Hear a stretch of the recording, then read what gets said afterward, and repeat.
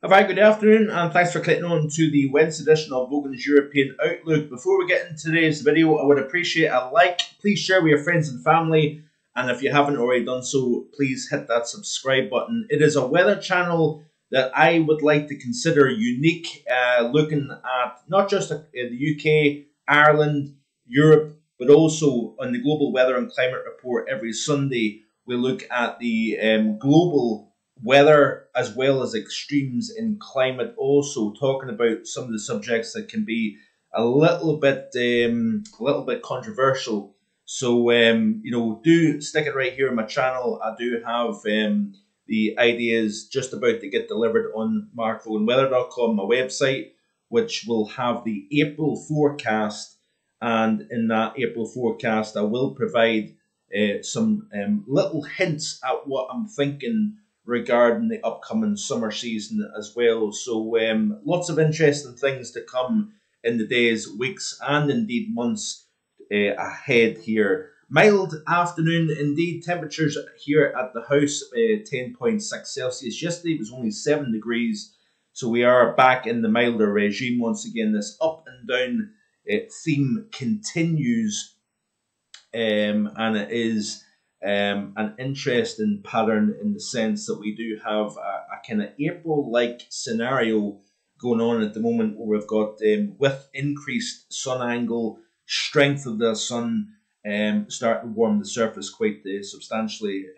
We are seeing the development of convective showers and even thunderstorms also, and with a little bit instability or added instability within the atmosphere, we could even see some funnel clouds developing in the next day or so here. But these are the current temperatures as of recording at 7 minutes past 4 in the afternoon. We have got some very mild conditions across the bulk of the UK, Ireland, extending all the way up to the north coast, as you can see, of Scotland. Plenty across the Republic also. And indeed, we do have a significant contrast between northern Scandinavia, where we've got temperatures, -8-ish. We've had a very, very cold March up here across the northern half of the continent, and very mild conditions across the southwest. Temperatures at the moment here talking about upper 20s to around 30 Celsius, and we have seen in the last few days some very, very warm conditions. I don't know if anybody's planning to set off for an Easter break to the Canary Islands or even Iberia. Certainly in recent days, temperatures have been as high as 30.8 Celsius in Portugal, which I believe is approaching. There has been several stations in Portugal that has seen record-breaking March warm temperatures here. We've had as high as the upper 30s in Morocco, for example.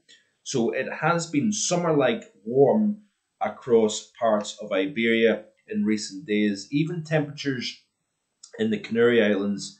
This is another tweet here by Maximiliano Herrera, talking about 37.4 in parts of Morocco, 35 in parts of Gran Canaria, which is quite interesting here. And both Morocco and the Canaries could approach 40 Celsius, which would be close to all-time March record temperatures here. So quite interesting, the level of warmth that we're seeing across the southwestern portion of the continent. We also have a wind event coming into the far south of the UK, and indeed the bulk of the strongest winds, I think, is actually going to be across northern France. This is the GFS peak wind gust forecast, and you can see here that actually the area of low pressure developing well out to the southwest of Ireland here.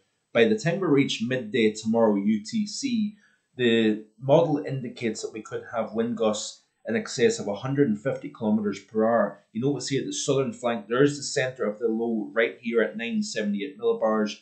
On the south flank of that low, we've got some very intense wind gusts, and that could be affecting shipping across a broad area.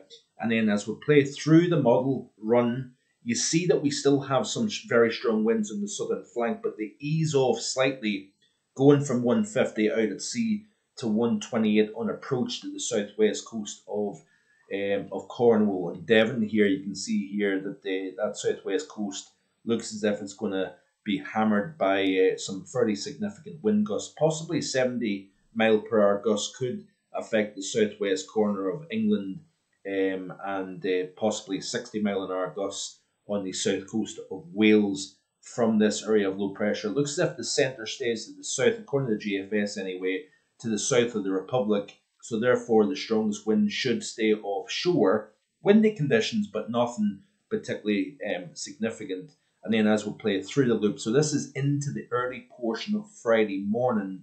The centre of the low moves into the Pembrokeshire coast. Strongest winds look to be on the south coast, but through the English Channel, we may see wind gusts of 65 to 75 miles per hour affecting shipping between the continent and the UK with this type of scenario. It looks as if the strongest wind stays predominantly offshore, but we will see gales right along the south coast as this system moves from west to east. More heavy rain, of course, to speak about with this area of low pressure also. And then it's interesting, we'll have a quick look at the overview chart of the model for the British Isles in particular. In fact, we'll actually look at the European version here. Let's have a look at the overview chart just to see what's taking place over the next few days here. So initially, overnight tonight, we could have strong winds transferring through the Outer Hebrides, this area of low pressure, cycling around this current area of low pressure that's encompassing the majority of the British Isles, as you can see here, or not the British Isles, the Atlantic Ocean. Wouldn't be a video without making a mistake somewhere. But you notice here that actually we've got these lines of convective showers and thunderstorms ahead of this area of low pressure. So this is what I'm saying. Incoming solar radiation. We do have the instability within the atmosphere, energy in the mid and upper levels that sparks the forcing, the rise, the upward motion of the atmosphere, produces showers, intense showers and thunderstorms. Could see some very significant rain totals in a very short space of time and whatnot with this type of instability at this time of the year with the strength of the sun. That area of low pressure never makes it onto UK or Outer Hebrides shores, but we will get a glance and blow from this. And then, of course, this is the feature that produced all the heavy showers and thunderstorms, tornadoes over the weekend, over the eastern portion of North America. That is now a developed area of low pressure over the North Atlantic, riding underneath this very large upper level vortex. And we've got some fairly strong jet stream winds as well, helping deepen this feature. So we've got this kind of sunshine and showers regime through the course of tomorrow. Temperatures in the sunshine, 18 Celsius, very, very possible indeed. Very mild conditions as well. Then there's that area of low pressure that moves through. The centre of that low looks to cross the south coast of Wales, through the South Midlands. The strongest winds, like I said, through the Channel, north coast of France, probably the south coast for a period of time. That system then moves through. We do have a bit of an easterly component, so we're going to start to see the temperatures coming down over the northern half of the British Isles with this situation here. Remember, we've got some very cold air over Scandinavia. So as that area of low pressure moves east, easterly winds kind of allows a little bit of a tug on that colder air mass and brings the temperatures down slightly over the northern half of the British Isles. So instead of having mid-teens during Saturday, instead of having 15, 16, possibly 17 in parts of Scotland even during the course of tomorrow, we could be talking about temperatures stuck in high single figures during the course of Saturday with this type of scenario. And then we'll have a little bit of a no man's land weather-wise as we progress through the second half of the weekend.